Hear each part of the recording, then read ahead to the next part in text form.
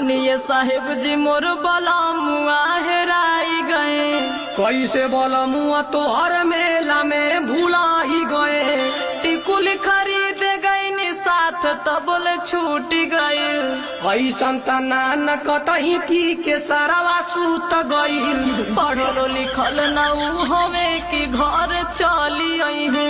पहिले लगाई बचार सोटा जब उ मिली जइहे।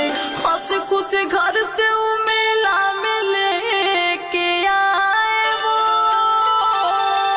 हर चुटकियों में हम ढूंढेंगे क्योंकि तुम फिरेंगी दरोगा की शरण में आए हो।